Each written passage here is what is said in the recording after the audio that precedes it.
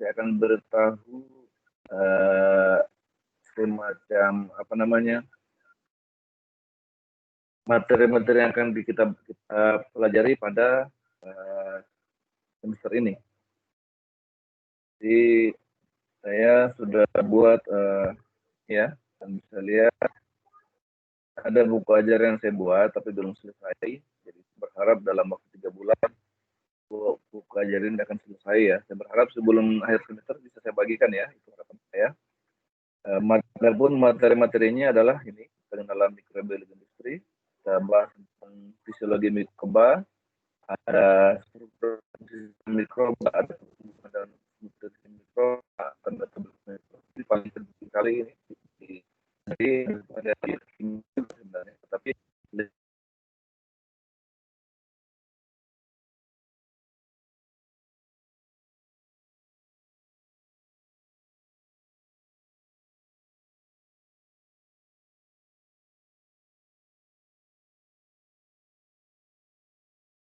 rekayasa dia proses. Kemudian kita akan pelajari tentang teknologi bahan makanan yang ada kaitan dengan mikrobiologi. Lalu kita pelajari tentang sintesa zat keton dan alkohol teknis menggunakan mikroba. Kemudian ada sintesis asam organik, sintesis asam amino, sintesis vitamin, nukleotida dan karotenoid. Bahkan kita belajar tentang antibiotik ya, senyawa aktif farmakologis. Kemudian ada protein farmasi, ada enzim, ada polisakarida, ada steroid dan belicin. Ini yang kita pelajari sampai semester sampai ujian akhir, dan saya berharap kalian tidak apa namanya, tidak tiba-tiba kaget, sulitnya ini ya, tidak. Sebenarnya sulit kita itu tergantung kita ya. Jadi itu punya seni sendiri dalam mempelajarinya. Kalau kita belajar bahasa, kita ada seninya sendiri. Kita belajar huruf-huruf, kita belajar huruf Latin, ada sininya, ada huruf Arab, ada sininya, huruf yang Rusia itu ada sininya, huruf kanji ya yang di Jepang atau di Cina itu ada sininya. Demikian juga huruf-huruf matematika ada sininya. Kita belajar matematika itu misalnya rumus-rumus itu sininya di situ ya, bukan menghafalkan solusinya, tapi sini dalam membaca itu sebenarnya. Semua ilmu itu sini dalam membaca. Nah, sini kita di mikrobiologi industri ada sini tentang membaca sel-sel mikroba. Nah, seperti itu. Yang kita intinya sebenarnya ada di fisiologi mikroba ini ya. Intinya yang ada di sini, proses-proses yang ada di sini itu ada di fisiologi mikroba. Jadi kalian cukup apa namanya, dalam di sini fisiologi mikroba. Selebihnya itu kalian sambil lalu saja, sambil buka-buka baca, sekitar baca ya nggak apa-apa. Ya, demikian untuk tinggal sekilas. Kemudian materinya akan saya buat juga dalam bentuk PowerPoint dan sudah sediakan PowerPoint-nya ada di sini ya.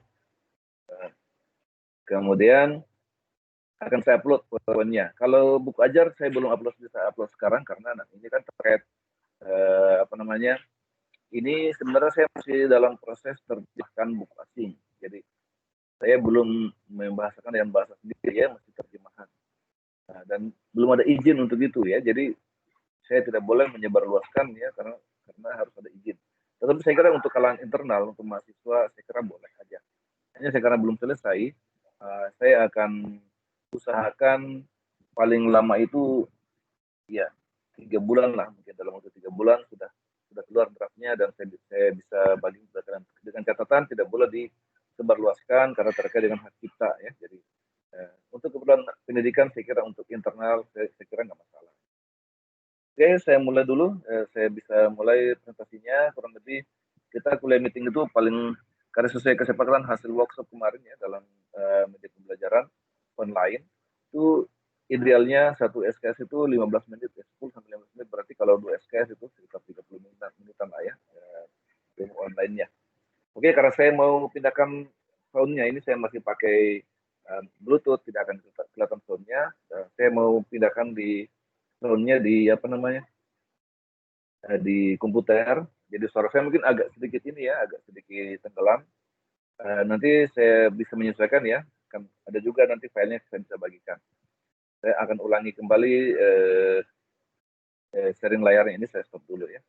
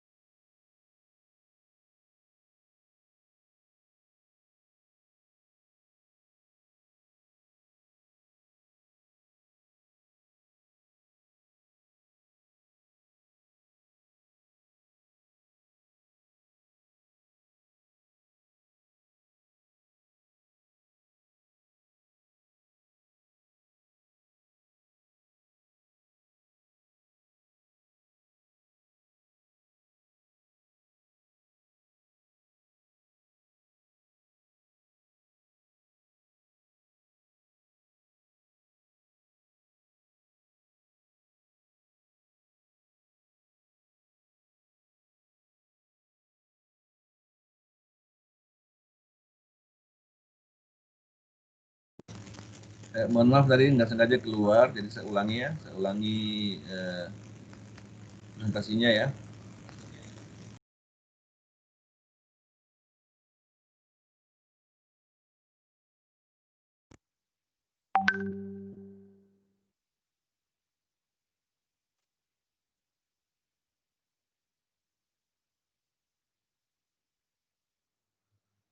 Selamat berjumpa kembali adik-adik mahasiswa sekalian.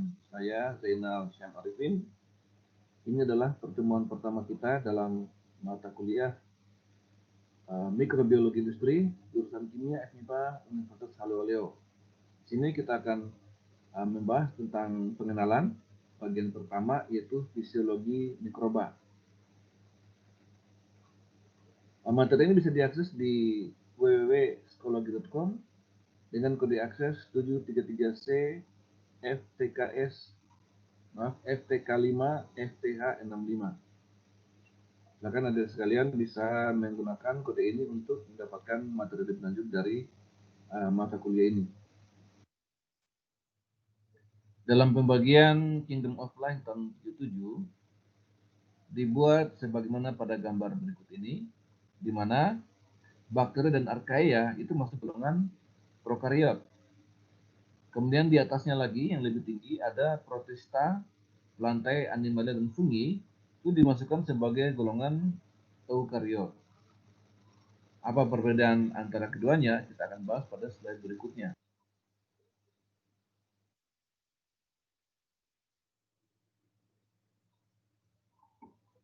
Prokaryotik itu dapat dipisahkan menjadi dua kelompok yang berbeda berdasarkan studi tentang hubungan filogenetik atau evolusioner.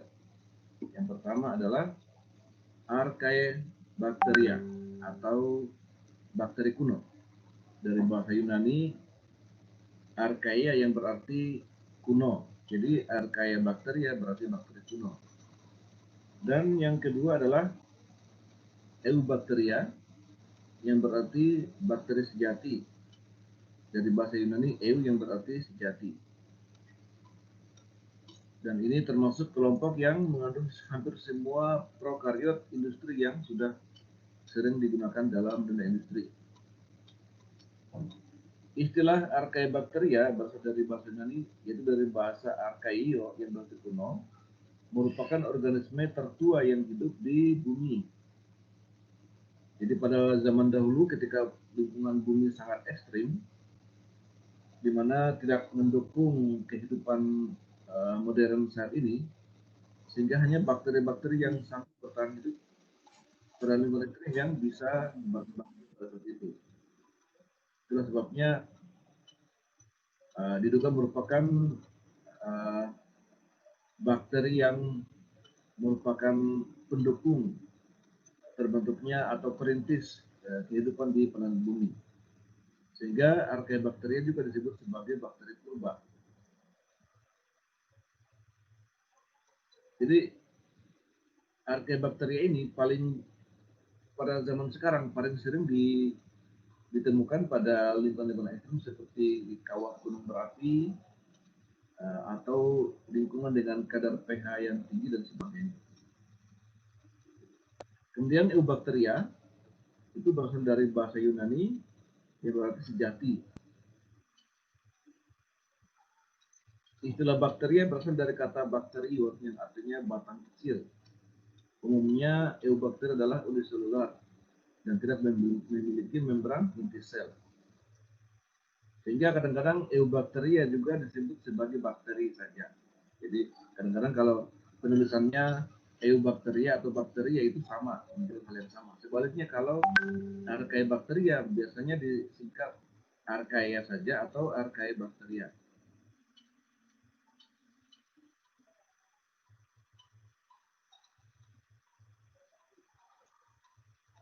Kemudian Archaebacteria terbagi menjadi 3 kerajaan, yaitu masing-masing adalah Euarchaeota. Pada dasarnya merupakan bakteri metanogen seperti Methanobacterium dan Methanosarcina, dan halofil ekstrim seperti Halobacterium dan Halococcus. Kemudian ada Crenner Cayota. Ini adalah barofil dan termofil yang ekstrim yang mencakup Pyrodictium, Pyrolobus, Sulfolobus, dan Thermoproteus. Yang ketiga adalah Coraarchaeota. Adalah hipertermofil yang belum diisolasi sebagai termofil, jadi sudah ditemukan di alam, belum pernah digunakan dalam dunia industri. Archaea ini semua prokariot awalnya dibagi menurut karakteristik pewarnaan gram yang ditentukan oleh dinding sel atau struktur amplopnya. Komposisi dinding sel Archaea ini sangat bervariasi. Beberapa merupakan gram positif, sedangkan yang lainnya adalah gram negatif. Konstituen selnya, dinding selnya itu berbeda dari Eubacteria karena mengandung polimer unik, yaitu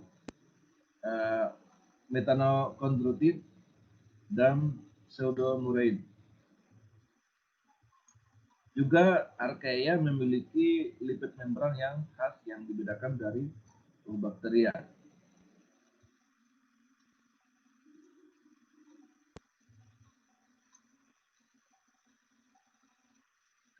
Hal lainnya adalah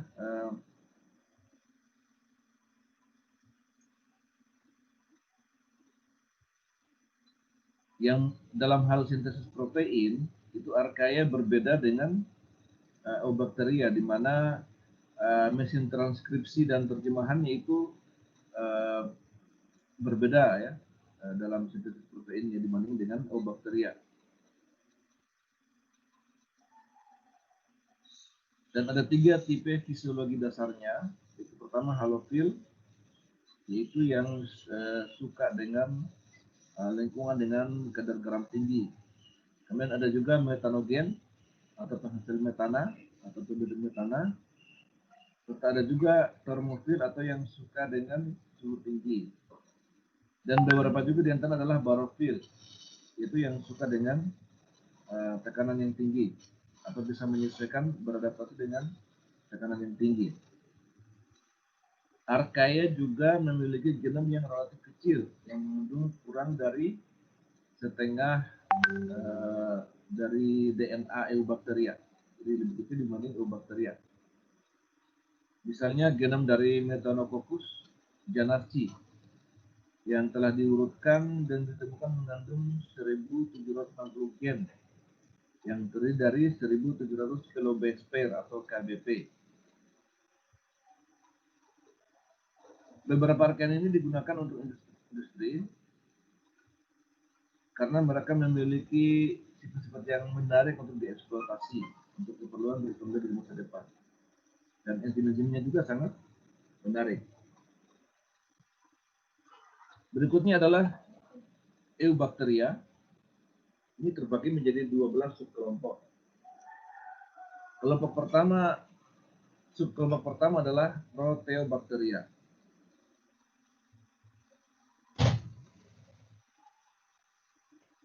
Di mana Proteobacteria ini adalah kerajaan utama dari bakteri gram negatif atau akuatik, yang mana dibagi menjadi 5 kelompok lagi, yaitu kelompok alfa, beta, gamma, dan delta, serta epsilon. Di antara adalah bakteri fotosintesis ungu dan kerabat non fotosintesis, terutama Nitrobacteriaceae.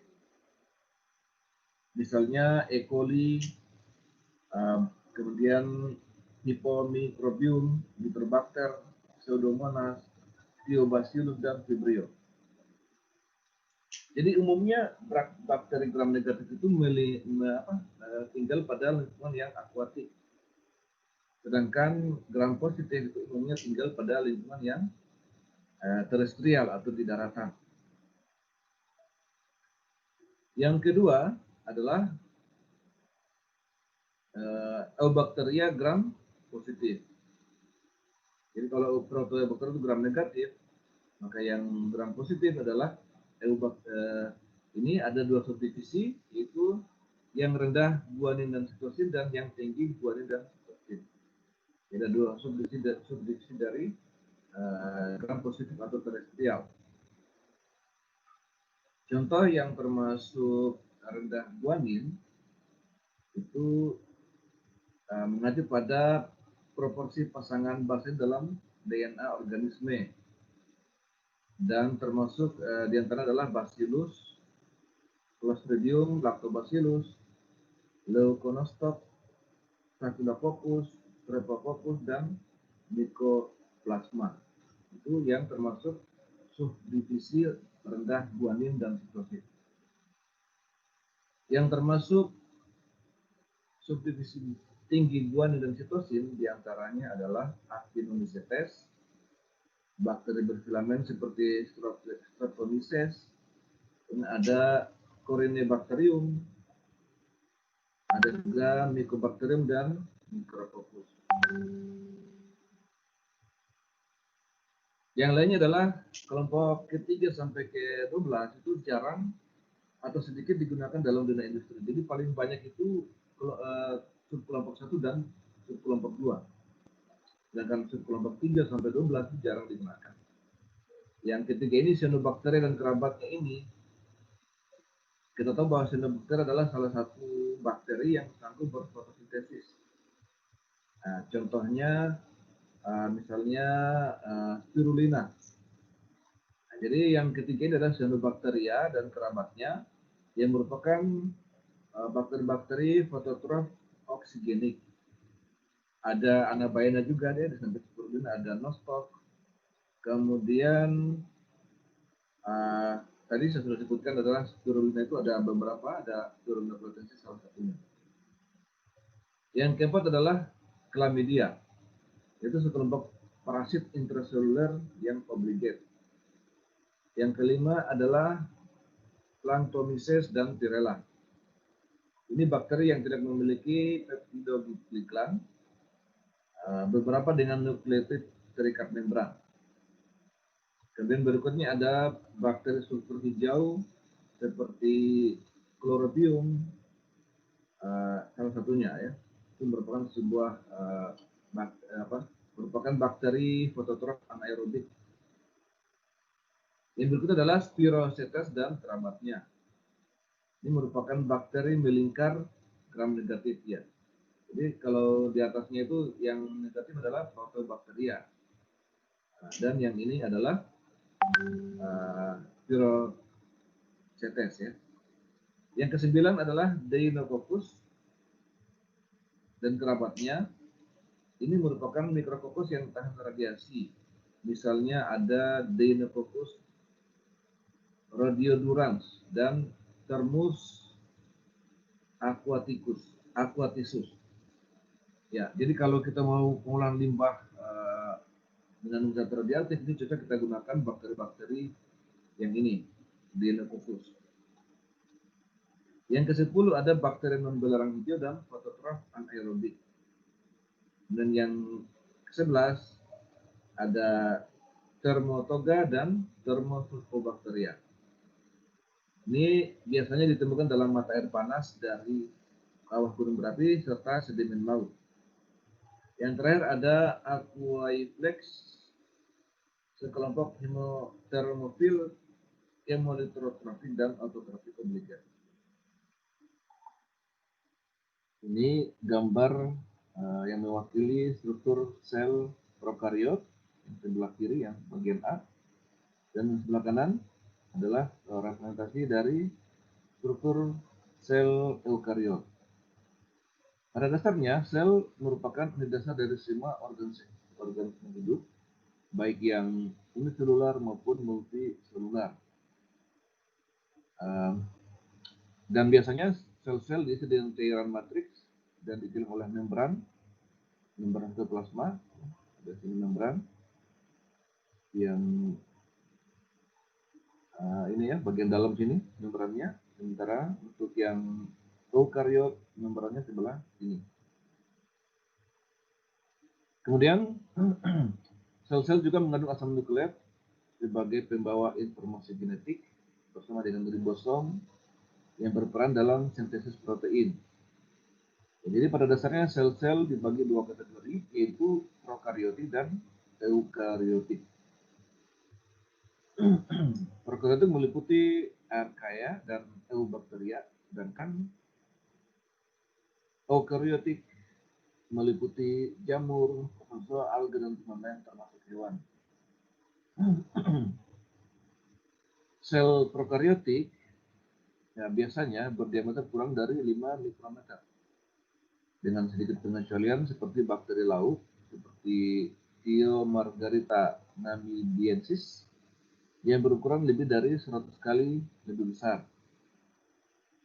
Prokariot jarang memiliki organel yang terikat dengan membran dan memiliki sedikit ultrastruktur internal yang dapat dikenali selain badan inklusi, yaitu budrasnya organik atau anorganik.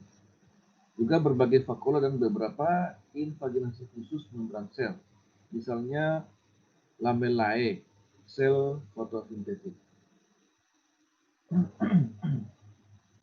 Ya, jadi di gambar sini ada beberapa, di sini ada mesosomnya, DNA-nya sebelah sini, dan yang seperti bulu ini adalah pili. Adapun lamella di sebelah sini untuk fotosintesis. Kemudian bagian luarnya adalah kapsul, dan ada flagella ini untuk mengarahkan, untuk sebagai pendorong, ya. Dan pili juga bisa berfungsi untuk memberi arah pergerakan.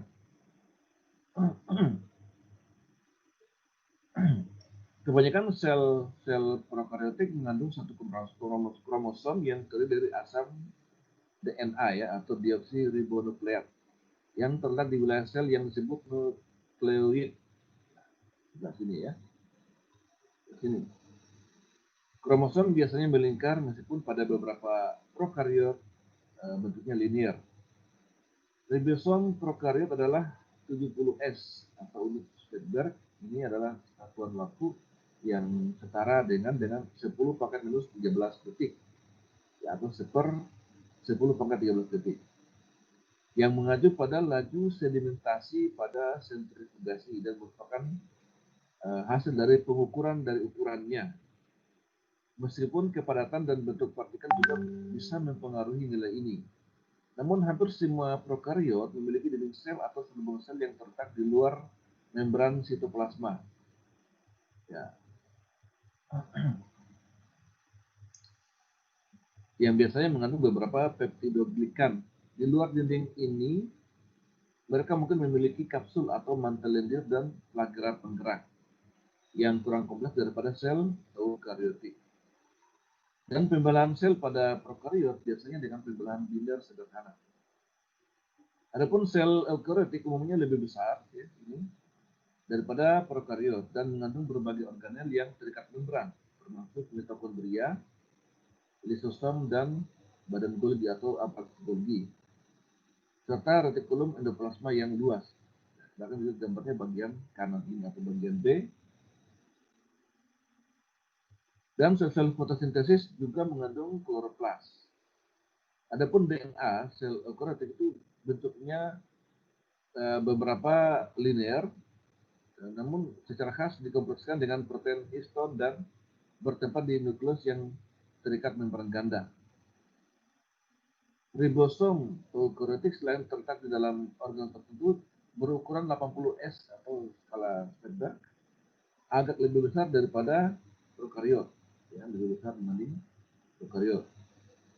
Jika dinding sel ada, biasanya terdiri dari bahan selain peptidoglikan, ya, seperti selulos dan beta-glukan, kitin atau silika.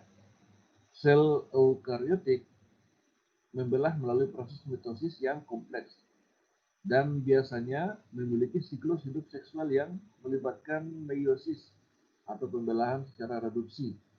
Proses ini membagi dua jumlah kromosom dari pasangan kromosom diploid 2N untuk menghasilkan sel haploid N atau 1N yang mengandung satu set kromosom, memfasilitasi rekombinasi genetik dan menghasilkan pembentukan gamet.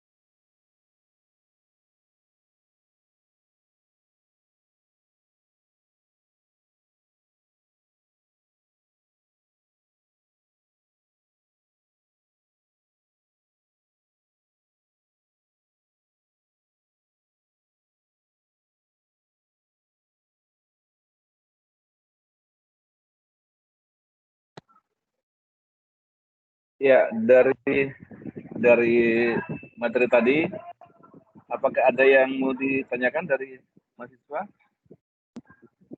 Jadi kita sudah kuliah tadi secara sinkronus. Jadi saya ingin kalian melanjutkan kuliahnya secara asinkronus dengan cara mendownload filenya, file presentasi yang sudah saya bagikan ya.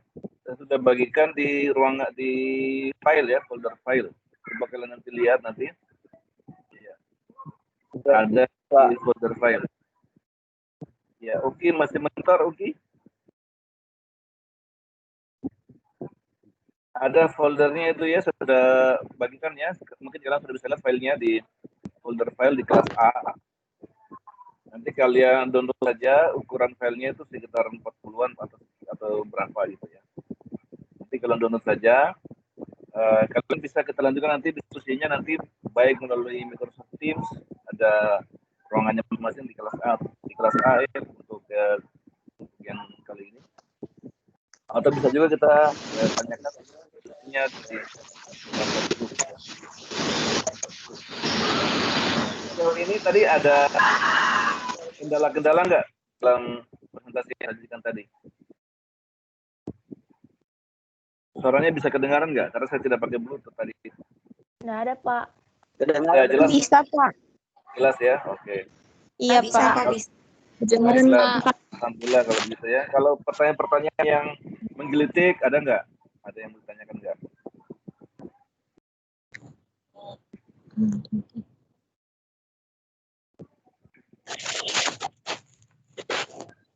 Kalau tidak ada nanti mungkin pertanyaannya mungkin nanti ya. Bisa nanti kita lanjutkan di grup saja ya atau di kelas Microsoft Teams ya. Karena Ya, sudah ada Pak. ruangan kan ya, sudah ada fiturnya di situ kita bisa komen ya itu untuk diskusi. Oke, kalau nggak ada, karena saya juga memperhatikan kuota kalian ya, yang tidak semuanya mungkin dilengkapi dengan fitur apa namanya IndiHome ya. Mungkin ada yang di kampung, ada yang di desa, ada di kota ya. Mungkin ada yang kuotanya pas-pasan. Semuanya sudah dapat kuota kan kemarin? Tidak, Pak. Tidak, Pak. Belum semua ya. Nanti ada. Tidak, Pak. Oke, saya ngerti. Ada nanti saya bagikan link kuesioner ya, pertanyaan tolong diisi ya dari pimpin dari universitas ya terkait tentang pembagian kota kemarin, apakah ada yang dapat apa tidak, nanti diisi saja ya. Saya share dulu. Pak. Ya. Jangan lupa absennya diisi ya. Meskipun ada Iya, Pak. saya ingin kalian diisi juga absen. Ya, Pak. Ya, absen ditutup sampai jam 17.30 ya. Jadi, Iya, Pak. Kita isi. Kita cukupkan pertemuan kali ini. Nah, ini yang nanti kita lagi minggu depan ya. Tentang